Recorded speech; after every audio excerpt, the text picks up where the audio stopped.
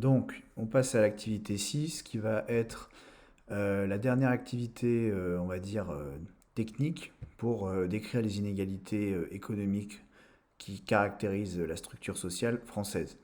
Donc, effectivement, c'est un petit peu long, hein, ces différents indicateurs, c'est un peu technique, mais sachez que c'est pas du tout inutile, puisque savoir lire des déciles, des rapports interdéciles, là on va le faire, là c'est les courbes de Lorentz.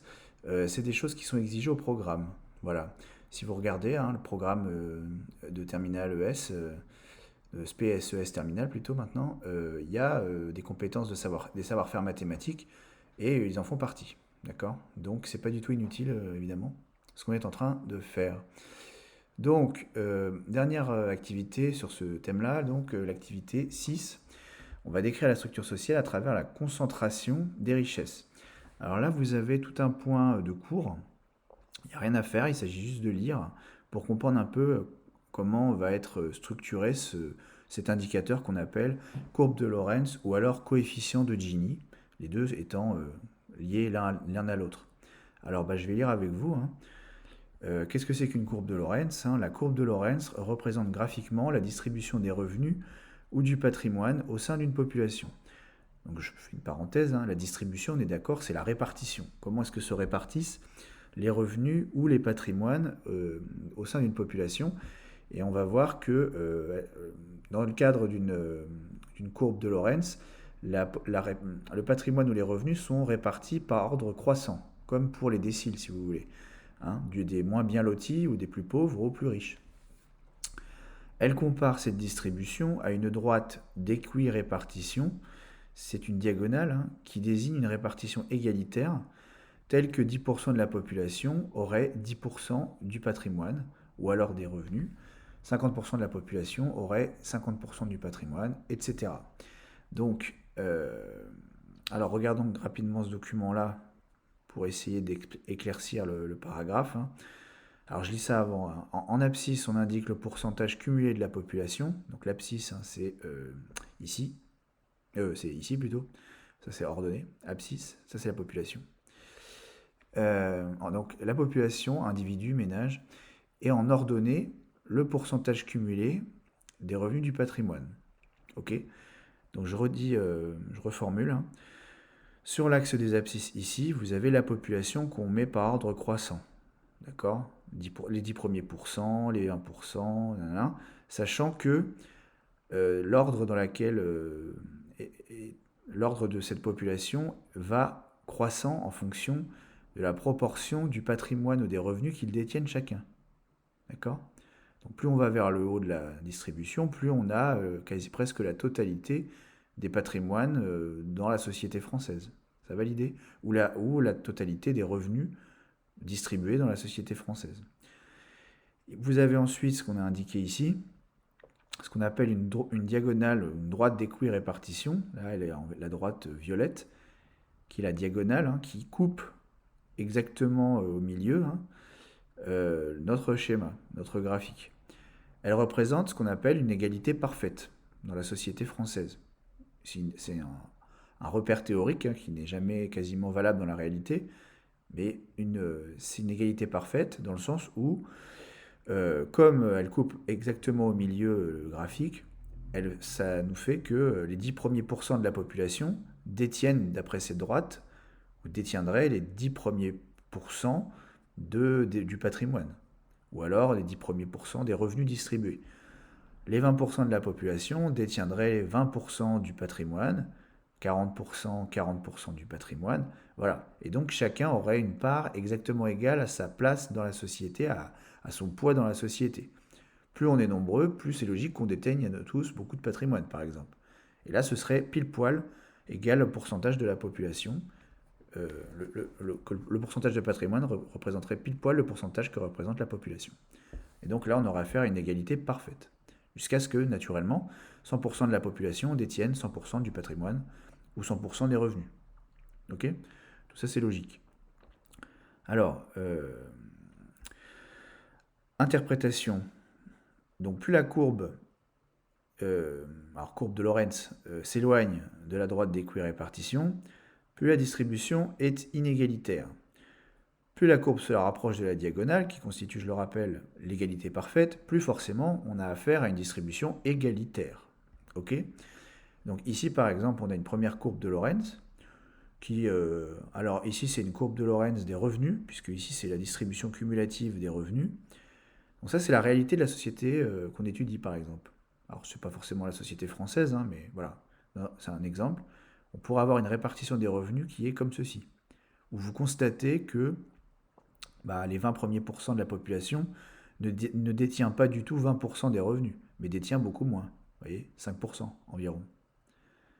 Au lieu d'avoir 20%, comme si c'est dans le cadre de la droite d'équirépartition, hein, d'égalité parfaite. Donc les 20 premiers pourcents détiennent que 5%. C'est plus inégalitaire du coup. Et plus vous avancez, plus voilà, l'allure de la courbe vous renseigne sur la distribution ou la plus ou moins grande concentration des richesses. Exemple, vous voyez, les 40 premiers pourcents de la population détient allez, 12%, 12% des revenus cumulés. C'est pas beaucoup. Les 40 premiers pourcents en fait sont insuffisamment payés pour qu'on soit dans l'égalité parfaite de la courbe d'équirépartition. Ok? Donc plus la courbe qui représente la société française s'éloigne de la courbe d'équirépartition, plus on a affaire à une société inégalitaire. D'accord? Et plus elle s'en rapproche, plus on a affaire à une société égalitaire. Avec un cas limite, c'est le cas où vous imaginez que la courbe bleue, là, elle est complètement avachie, vous voyez, jusqu'à ce que pour le dernier pourcent, elle remonte tout en haut. Ça veut dire que les 99 premiers pourcents détiennent 0% des revenus, et le 1% restant détient 100%. Voilà. Ça, ce serait l'inégalité parfaite. La courbe serait carrément collée à l'angle de notre schéma. Bon, évidemment, on n'en est pas là. Mais vous voyez bien l'idée, hein. Plus on s'éloigne, plus la courbe est bien gondolée comme ça, plus on a affaire à une société inégalitaire. Et plus la courbe se rapproche de la droite, plus on a affaire à une société égalitaire. Alors, ensuite, donc ça c'est pour la courbe de Lorentz, mais de cette courbe on peut déduire un autre indicateur très utile qu'on appelle le coefficient de Gini, qui mesure de manière chiffrée cette fois la concentration des inégalités. C'est un indicateur qui se comprend entre 0 et 1, il n'a pas d'unité. Quand vous êtes proche de 0, l'égalité est totale. Quand vous êtes proche de 1 ou égal à 1, l'inégalité est totale. En gros, je reprends, hein, si le coefficient de Gini est égal à 0, ça veut dire que cette courbe-là se confond avec la droite d'équirépartition.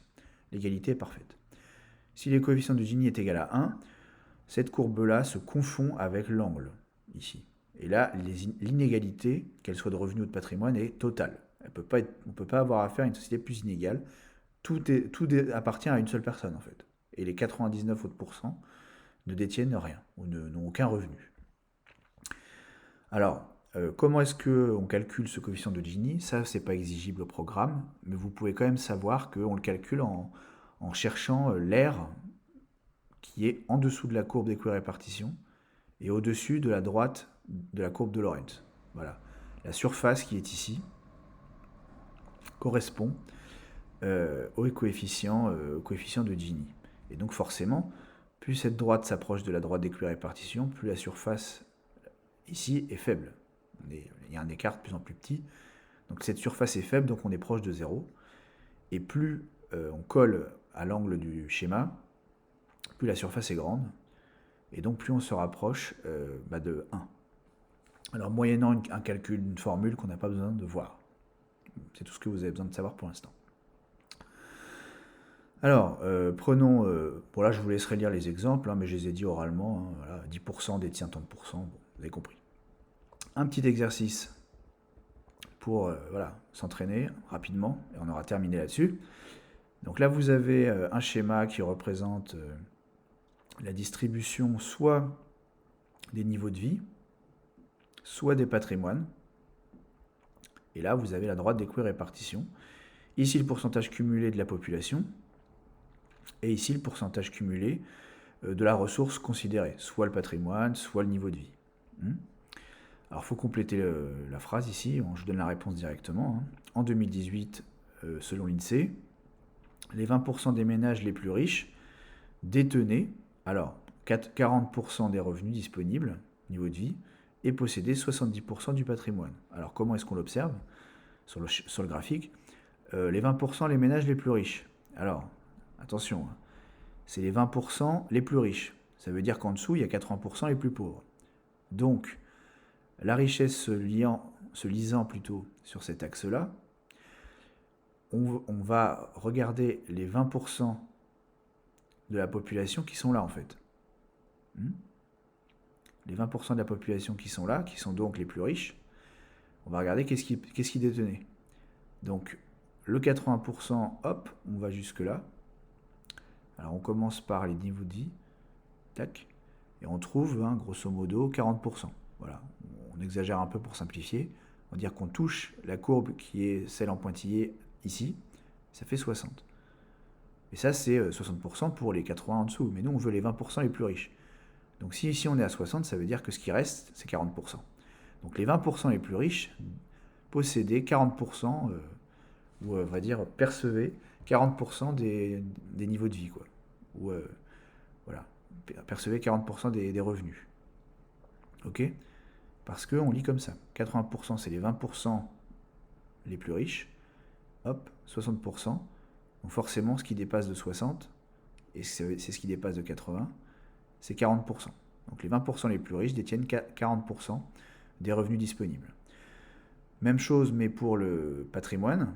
Donc les 20% les plus riches, on regarde le 80% qui est là, on remonte, tac, on trouve la courbe de Lorenz du patrimoine, on trouve 30%. Alors ça ne veut pas dire que les 20% les plus riches, ils possèdent 30% des richesses. C'est que 80% des plus pauvres détiennent 30% des richesses. Mais nous, ce qui nous intéresse, c'est les 20% les plus riches. Donc ça veut dire que les 20% les plus riches détiennent 70% du patrimoine. Ok? Donc c'est quand même pas anodin, si vous voulez. Là, on s'entraîne, mais vous voyez ce que ça veut dire. Les 80% de la population, à tous ensemble, ils possèdent que 30% du patrimoine. Alors que les 20% restants, qui sont les plus riches, à eux seuls, 20%, ils détiennent 70% de tout le patrimoine français. D'accord? Donc ça veut dire ce que ça veut dire, c'est-à-dire que la distribution des patrimoines est beaucoup plus inégalitaire que la distribution des niveaux de vie. Et on le voit très simplement au fait que la courbe de la distribution, enfin la courbe de Lorenz des patrimoines, vous voyez bien, elle a un plus gros ventre, on va dire. Elle est plus gondolée. Elle se rapproche le plus du cas limite où on colle le bord droit et bas du schéma. Et ici, donc, vous voyez bien que la courbe de Lorenz de niveau de vie, elle est plus droite en fait. Elle est plus proche de la droite d'équirépartition, d'égalité parfaite qui est là. En termes de coefficient de Gini, on n'est pas obligé de le calculer, mais on constate que la surface comprise entre la droite d'équirépartition et la courbe de Lorenz du niveau de vie, cet espace est plus petit, la surface est plus faible, que la surface comprise entre la droite d'équirépartition et la courbe de Lorenz du patrimoine. Vous voyez bien, la surface est beaucoup plus grande, c'est plus du double.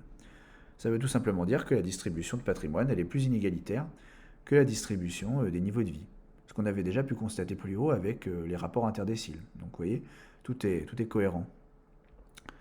Alors voilà, c'était l'objet de la question 2. À quoi voit-on que la distribution de patrimoine est plus inégalitaire que celle des niveaux de vie?